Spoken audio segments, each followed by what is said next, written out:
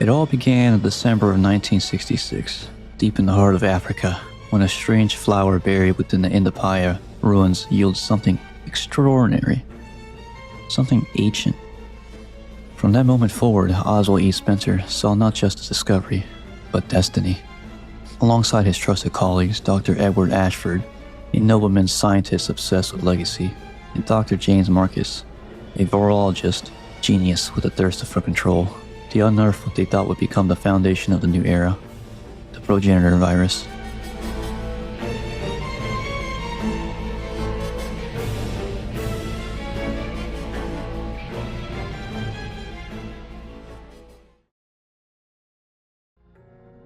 Spencer's vision went far beyond medicine or science. He dreamed of reshaping humanity itself, of engineering a future race guided by evolution, not chance. Together the trio conceived a grand experiment in eugenics, one that will be later codenamed the Wesker Project. But ambition needed funding, and for that they built a facade, Umbrella Pharmaceuticals. Outwardly, a rising biotech company, Umbrella's true purpose was far more sinister, however. Developing mutagenic viruses that could double as bioweapons for military clients, all while secretly perfecting the next phase of human evolution.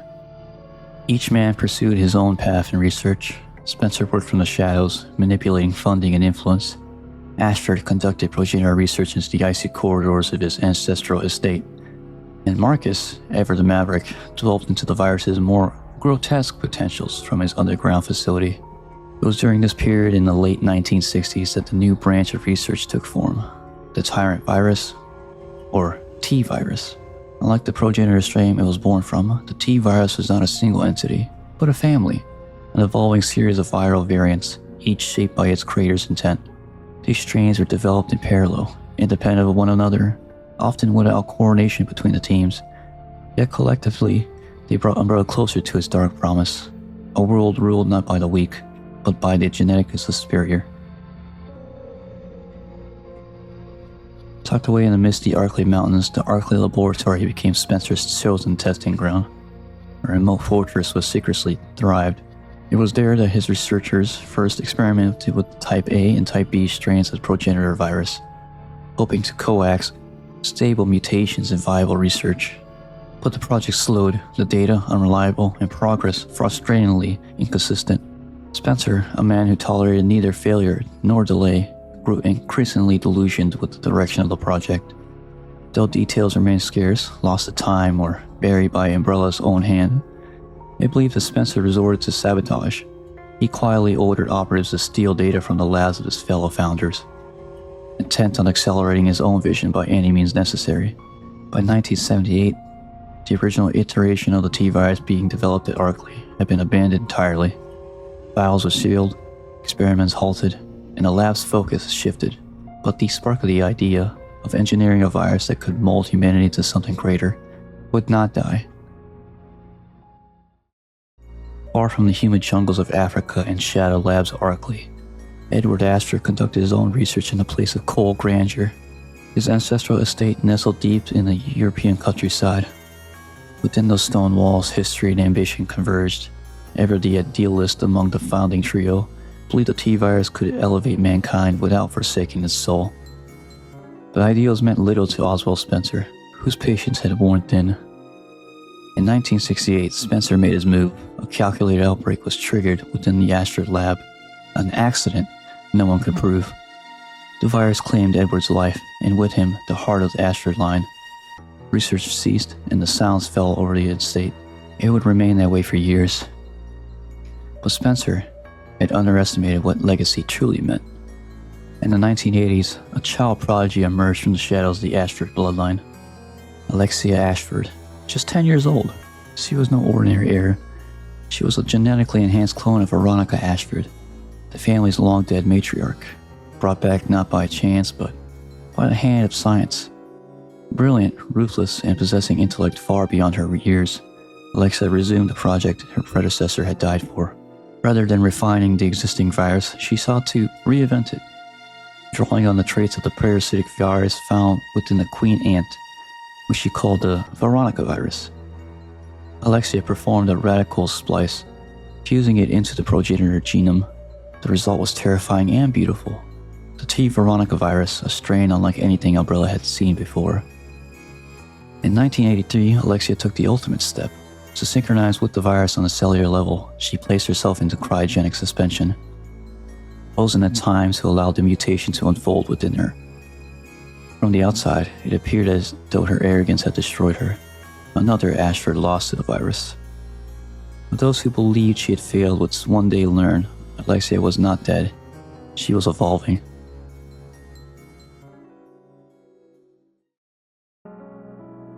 While the Ashfords pursued legacy and Spencer courted power, Dr. James Marcus chased something purer. Hidden beneath the elegant facade of Umbrella's training facility, Marcus worked in isolation, shunning politics and ballroom theatrics. His focus was singular, mastering the virus. Then on January 13th, 1978, Marcus made a discovery that would change everything. By introducing analyte genes borrowed from primitive parasitic worms into the progenitor genome, he birthed a new strain. It was unlike anything his colleagues had produced. The virus didn't merely kill its host like the progenitor often did. No, this one transformed them. Subjects infected with Marcus's creation suffered rapid necrosis. Their flesh blackened and peeled, but they didn't die. Instead, they became frenzied, driven by a hunger for living flesh. Their minds stripped of reason. Intelligence deteriorated, replaced by a blind instinct and aggression. They turned on each other, on researchers, on anyone in reach. It's horrific and perfect. In honor of this grotesque success, Mark gave the new virus a name that would soon be echoed through history. The Tyrant Virus, or simply the T-Virus. A fitting tribute to its monstrous potential. But Marcus didn't realize, however, that was his tribute marked him for death. Among his students was a young genius. Brilliant, ambitious, and quietly calculating. His name was William Birkin. To Marcus, Birkin was a promising protege, someone to mentor and shape. But to Oswald Spencer, he was an opportunity. Beyond closed doors, a deal was struck. Birkin would be granted a prestigious position at the Arclay Laboratory, provided he delivered Marcus's work. That summer, Birkin betrayed his mentor. With samples hidden in research files carefully duplicated, he deflected to Spencer's camp. By the time Marcus realized what had happened, it was already too late. His work had been stolen, his career and life were quietly erased from Umbrella's records. At Arclay, Birkin wasted no time. Young though he was, he possessed a terrifying intellect and little regard for ethical boundaries. Driven by ambition and the pressure to surpass Marcus's achievements, he began splicing the T-virus genome with the RNA strands extracted from the Ebola virus. The result was the beta strain, a deadlier, more contagious form of the virus. Unlike Marcus's version, which reanimated dead into mindless aggressors, Birkin's strain was designed to infect the living more efficiently. His goal was chillingly specific. Create a virus that would spread like wildfire, reducing the civilization to chaos, yet to leave its victims alive, rotting, violent shells of their former selves. To Umbrella's executives, it was a perfect bioweapon. To Birkin, it was only the beginning. Despite the groundbreaking advancements made by the Arclay team, Oswald Spencer remained unsatisfied. His vision for the T-virus was one of total efficiency, an infection rate approaching perfection. But reality was less obedient. Data revealed a flaw. Nearly 10% of the population carried a natural immunity to the virus. These individuals wouldn't transform into the undead. They wouldn't die, and worse, they could become silent carriers, walking vectors of infection without showing symptoms. To Spencer, this was unacceptable. He demanded a solution, and in response, the Arclay team shifted their focus. If the virus couldn't eliminate everyone, then something else would. In 1981, they unveiled their answer, the Hunter. These creatures were not born, but engineered. Abominations were created by fusing human embryos with reptilian DNA, then exposing them to the T-virus. The result was a monstrous hybrid, durable and fiercely aggressive. Hunters were not just test subjects, they were weapons, designated specifically to track and exterminate those who had survived the initial viral outbreak. The T-virus's true power now became clear. Beyond simple reanimation, it enabled a terrifying form of genetic recombination. Species boundaries no longer mattered. DNA from vastly different organisms could be merged, warped, and shaped into entirely new life forms. With this capability, Umbrella began mass-producing the virus, shipping it to labs around the world. Every facility became a forge, crafting newer, deadlier bioorganic weapons, or BOWs. The age of the undead had begun to give way for something even worse. The era where monsters were made to order. In 1988, Umbrella had entered what it dubbed Phase 3 of the T-Virus program, a new chapter driven by even more dangerous ambitions. No longer content with the mindless hordes of zombies or the brute force of the hunters, Spencer and his researchers now sought intelligent, reliable bioorganic weapons, creatures that could follow orders, retain combat ability, and operate as soldiers in war zones. Thus began the Tyrant Project. Progress came with grim limitations. Umbrella scientists soon discovered that the capability of the existing T-virus strains was extremely rare. Statistically, the odds of finding a viable subject, one whose genetic makeup wouldn't result in a grotesque failure, were near zero. Only a handful of test subjects in the world could survive the transmission into what Umbrella called a Tyrant. Undeterred, the Arc Laboratory and Umbrella's underground nest facility launched an international research campaign. For years they tested, refined, and evolved the virus, eventually engineering a more advanced strain, the Epsilon strain. This variant showed promise, not by creating perfect tyrants, by pushing existing undead hosts into a second mutation phase. In 1998, during a series of covert trials, the Epsilon triggered rapid mutations in standard zombies. Some underwent a violent reanimation process, shedding their sluggish movements for explosive speed and razor-sharp claws. These were named Crimson Heads. Others, subjected to prolonged mutation, lost their eyes and skin, replaced by overdeveloped brain tissue and prehensile tongues. They crawled along ceilings and walls, predatory and bloodthirsty. Umbrella called them lickers. What had begun as a virus meant to enhance humanity now had become a tool for shaping nightmares. Each new strain, each mutation, was a step closer to Spencer's ideal, a controllable, profitable army of monsters. In the final years of the corporation, and in the chaotic vacuum it left behind, new viral strains emerged, each more experimental, more unpredictable than the last. No longer bound by regulation or moral restraint, rogue scientists and clandestine factions took what Umbrella had created and pushed it further. One such creation was the T plus G virus, a hybrid strain merging the foundational T virus with the elements of Birkin's G virus. This bizarre fusion gave rise to hosts capable of generating electricity, their mutated forms sparking with lethal voltage. Originally intended as a specialized weapon, the virus proved dangerously unstable. Meanwhile, far from the ruins of Raccoon City, a new threat was brewing beneath the waves. Under the direction of the FBC director Morgan Lansdale, researchers crafted a deep-sea horror, the T-Abyss virus. By splicing the genome of an aquatic virus into the T-virus strain, they created a contagion capable of spreading rapidly through water. Perfect tool for marine bioterrorism. Victims suffered grotesque mutations into semi-aquatic monstrosities, many of which retained aggressive intelligence. But perhaps the most insidious development came from Dr. Alex Wesker, one of the last living relics of Spencer's grand design. Cold, brilliant, and driven by her own vision of evolution, Alex engineered a virus tailored by fear itself. Named T. Philbos, the virus remained dormant until triggered by stress hormones released under intense psychological distress. Victims who succumbed to panic underwent rapid and violent mutation, transforming terror into a weapon. Then came the C virus, a culmination of decades of viral engineering, forged in secrecy by a new faction calling itself Neo Umbrella. Developed in 2012, it was a heavily reworked descendant of the T Veronica strain, designed not only for destruction but for control. This strain blurred the line between parasite and virus, capable of creating monstrosity hybrids known as Javo, creatures that retain their human cunning while evolving grotesque new abilities on command.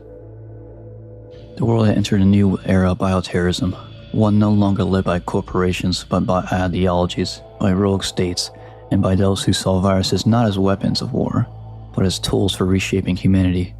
Long after the collapse of Umbrella, the world believed it had seen the worst of viral warfare. But in the shadows of this new false sense of peace, a new figure emerged. Dylan Blake, a man disillusioned with civilization and convinced that only through destruction could true order be restored. Blake's vision was not chaos for chaos' sake, it was controlled annihilation. a methodical purge to clean the slate of the decaying world. To realize this vision, he engineered a new strain of T-virus, one unlike anything before it. This strain was enhanced with genetic material derived from Aes's A-virus, a pathogen known for its terrifying efficiency, and cultivated using the volatile biology of the liquor larva. But it wasn't just the virus that made Blake's plan dangerous. It was how it was delivered.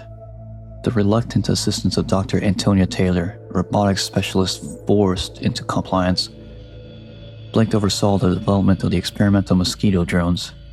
These machines were nightmares of modern warfare, tiny flying bioweapons equipped in military-grade robotics and programmed with surgical precision.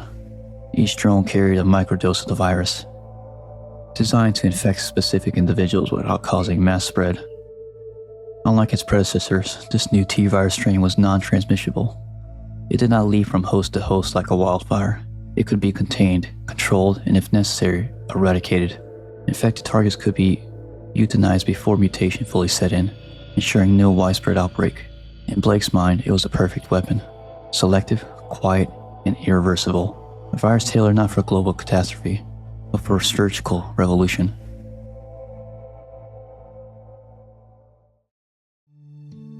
From a flower buried in the ruins of a forgotten tribe to engineered death delivered by robotic insects, the evolution of the T-virus mirrors the descent of humanity itself.